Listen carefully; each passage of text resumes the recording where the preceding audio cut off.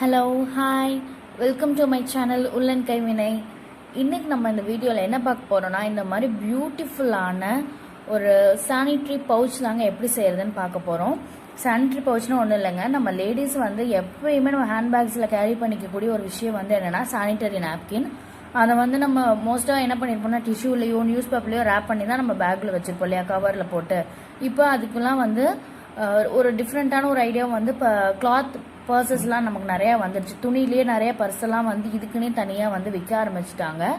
அப்படிங்கிறப்போ நம்ம குரோஷேயில் நம்ம செய்யக்கூடிய குரோஷேலேயே நம்ம அழகாக குட்டியாக ஒரு பவுச் செஞ்சு இந்த மாதிரி அதில் வந்து நம்ம நாப்கின் வந்து வச்சுக்கலாம். இது ரொம்ப ரொம்ப ஈஸியாக இருக்கும். நீங்கள் ட்ராவல் போகிறீங்க அப்படின்னா ஈஸியாக வந்து நாப்கின் வந்து நம்மளால் கேரி பண்ணிட்டு போயிட முடியும்.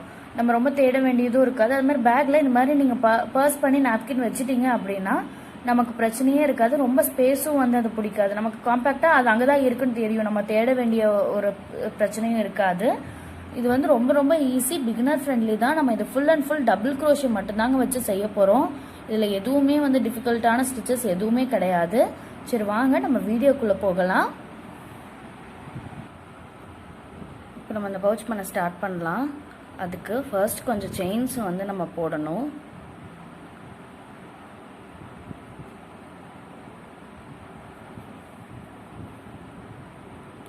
எவ்வளோ செயின்ஸ் போடணும் அப்படின்னா நீங்கள் வச்சுருக்கக்கூடிய நாப்கினோட லென்த் வந்து பார்த்துக்கோங்க.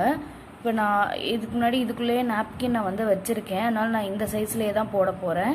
நீங்கள் நாப்கின் வச்சு போடுறப்போ நாப்கினோட இந்த பக்கம் இருக்கக்கூடிய லென்த் பார்த்துக்கோங்க, அடிப்பக்கத்தில். அதுக்கு தகுந்த மாதிரி கொஞ்சம் செயின்ஸ் போட்டுக்கலாம். இப்போ நான் கொஞ்சம் லென்த் வரைக்கும் இந்த செயின்ஸ் வந்து போட்டுட்டேன்.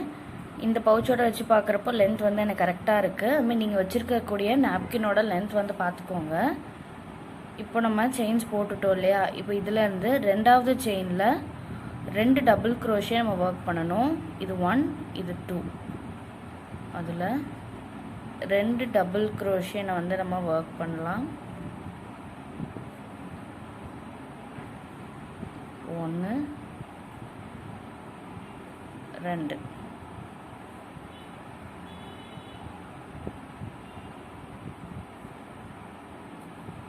இப்போ 2 டபுள் க்ரோஷே ஒர்க் பண்ணதும் நம்ம ஃபஸ்ட்டு போட்ட டபுள் க்ரோஷே இருக்கு இல்லையா, இங்கே அதில் ஒரு ஸ்டிச் மார்க்கர் வச்சு மார்க் பண்ணிடலாம். இப்போ மிச்சம் இருக்கிற எல்லா செயின்லேயுமே ஒவ்வொரு டபுள் க்ரோஷே போடலாம், இந்த லாஸ்ட் செயின் வரைக்கும்.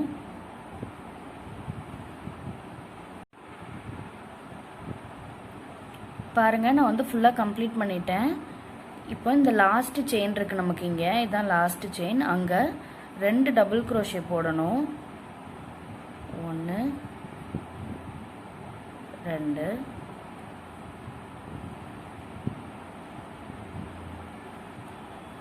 இப்போ நம்ம வந்து ஒரு பக்கம் தான், இப்போ வந்து நம்ம ஒரு சைடு தான் வந்து கம்ப்ளீட் பண்ணியிருக்கோம். இதேமாரி அந்த சைடும் போடணும்.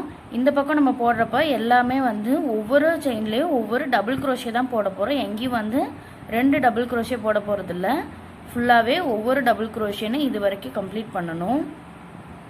இந்த நூல் இருக்கு இல்லையா, அதையும் வந்து கூடயே வச்சு தச்சிருங்க, அப்போ தான் வந்து ஈஸியாக இருக்கும் நமக்கு.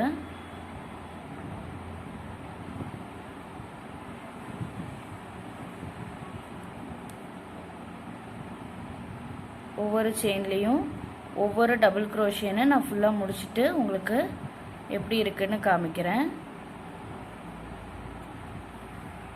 இது ஃபுல்லாக கம்ப்ளீட் பண்ணி இந்த ஃபஸ்ட்டு செயின் கிட்ட வந்துட்டோம். இங்கே பாருங்கள், நான் ஃபஸ்ட்டு போட்டதில் ஸ்டிச் மார்க்கர் மார்க் பண்ணியிருந்தோம் இல்லையா, அந்த ஸ்டிச் மார்க்கர் எடுத்துடலாம். எடுத்துட்டு அந்த செயின் இதுதானே இந்த ஃபர்ஸ்ட் செயின், இதில் ஒரு ஸ்லிப் ஸ்டிச் போட்டுக்கலாம். ஸ்லிப் ஸ்டிச் போட்டுட்டு 2 செயின் போட்டுடலாம். இப்போ நமக்கு இதுதான் வந்து நம்ம பவுச்சோட அடிப்பாகம் வந்து நம்ம கம்ப்ளீட் பண்ணிட்டோம். இப்போ இங்கே பாருங்கள், இந்த அடிப்பாகம் தான் வந்து நம்ம இதில் இப்போ கம்ப்ளீட் பண்ணிகிட்ருக்கோம். இதுக்கப்புறமா வந்து நம்ம எங்கேயுமே இன்க்ரீஸ்லாம் எதுவுமே பண்ண மாட்டோம். இதுக்கப்புறம் இது ஃபுல்லாகவே சுற்றிலுமே வந்துட்டு ஒவ்வொரு செயின்லேயும் ஒவ்வொரு டபுள் க்ரோஷேன் தான் நம்ம வந்து போட போகிறோம். இப்போது இங்கே வந்து 2 செயின் போட்டு வச்சுருக்கோம் இல்லையா, அதே இடத்துல ஒரு டபுள் க்ரோஷே போடணும்.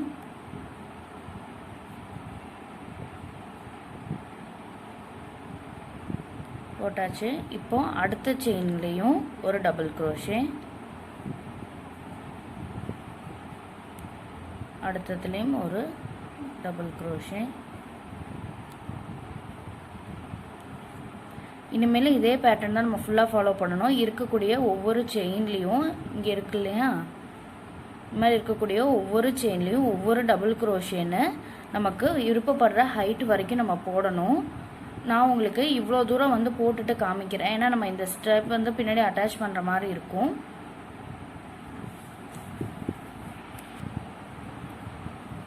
பாருங்கள், நான் பர்ஸோட கடைசி ரோ வந்து ஒர்க் பண்ணிகிட்ருக்கேன். எனக்கு மொத்தமாக 7 ரோ வந்திருக்கு. 7 ரோ வந்தால் எனக்கு வேண்டிய நாப்கினுக்கு ஹைட் வந்து கரெக்டாக இருக்குது.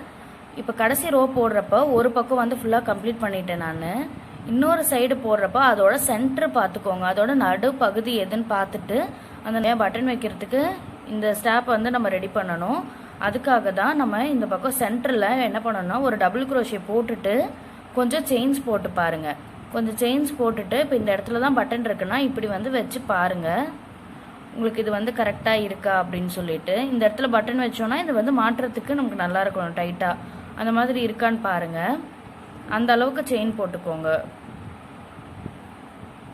செயின் போட்டுட்டு இப்போ இந்த இடத்துல தானே செயின் போட்டிருக்கோம், திரும்ப அதே இடத்துல இந்த பக்கத்து செயின்லேருந்தே நம்ம வந்து ஸ்டார்ட் பண்ணலாம் டபுள் க்ரோஷேவை. உள்ளே விட்டுக்கோங்க.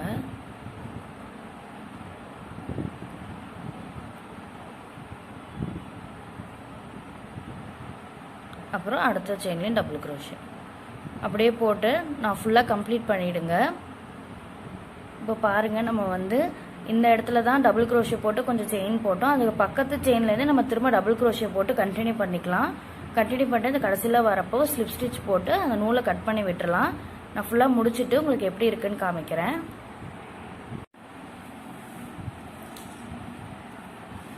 பாருங்கள், நான் பர்ஸ் வந்து கம்ப்ளீட் பண்ணி முடிச்சுட்டேன். இது ரொம்ப ரொம்ப ஈஸிங்க. பிகினர்ஸ் தாராளமாக நீங்கள் ட்ரை பண்ணலாம். Full and full double crochet மட்டும்தான். இது நீங்கள் இப்போ தான் க்ரோஷே கற்றுக்குறீங்க அப்படின்னா இந்த பர்ஸ் வந்து நீங்கள் ட்ரையல் பார்க்குறதுக்கு ரொம்பவே ஈஸியாக இருக்கும். ஏன்னா இந்த பர்ஸ் பண்ணுறப்ப நீங்கள் டபுள் க்ரோஷேவும் நீங்கள் வந்து ரொம்ப ஈஸியாக போட கற்றுப்பீங்க.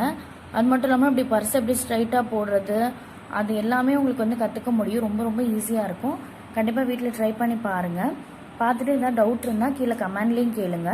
என்னோட ஃபேஸ்புக் பேஜான உள்ளன் கைவினை இருக்குது, அதுலேயும் நீங்கள் வந்து டவுட்ஸ் கேட்கலாம். அதோட லிங்க் வந்து நான் கீழே டிஸ்கிரிப்ஷன் பாக்ஸில் கொடுக்குறேன். இல்லை உங்களுக்கு crochet products, baby products, shoes, slippers அதெல்லாம் வந்து உங்களுக்கு ஆர்டர் பண்ணி உங்களுக்கு யாராவது செஞ்சு கொடுக்கணும் அப்படின்னு நினச்சிங்கன்னா என்னோட FB பேஜான ஜினி கிரியேஷன்ஸ் இருக்குது, அதோட லிங்க்கையும் நான் டிஸ்கிரிப்ஷன் பாக்ஸில் கொடுக்குறேன். நீங்கள் அங்கேயும் வந்து ப்ரைஸ் அண்ட் ப்ராடக்ட்ஸ் எல்லாமே செக் பண்ணிக்கலாம்.